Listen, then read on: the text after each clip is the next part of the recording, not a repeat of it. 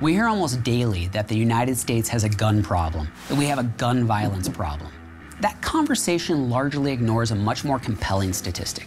Homicides, in general, are overwhelmingly perpetrated by men, regardless of whether the victim is male or female. According to the most recent FBI crime stats, of the homicides committed last year where the perpetrator is known, 90% were committed by men.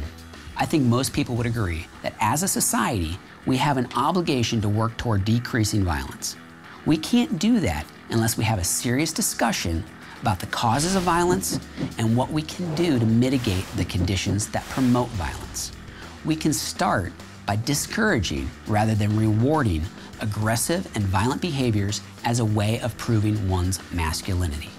Boys and men are not biologically or genetically predisposed to be murderers. Rather, violence is part of how masculinity is enacted and celebrated.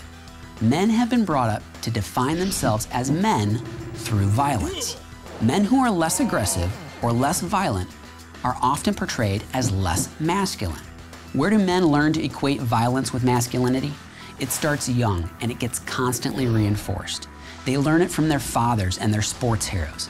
They learn it when male celebrities and professional athletes commit heinous violent acts against women, children, and other men, and in return get fame and big contracts.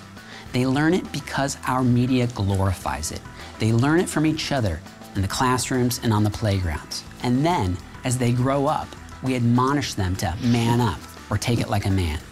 The relationship between masculinity and violence is not new, but the opportunities for a man to publicly reinforce his masculinity have shifted. One of the areas we see this shift is in mass murders. Overwhelmingly committed by men, most of these crimes involve men who have suffered some sort of crisis of masculinity. They've lost their jobs, they've been bullied through school, they have suffered some private or public emasculation. Simultaneously, they've seen other men glorified by the media for committing mass murders. They've seen those same men immortalized, their names and deeds striking fear in the hearts of women, children, and other men. In many ways, the attention we give to the perpetrators of mass violence is an unhealthy form of cultural reverence.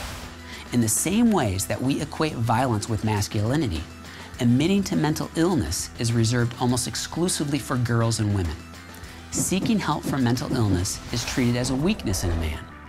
Some of our most vulnerable young men are simultaneously shamed for needing help and glorified for enacting rage.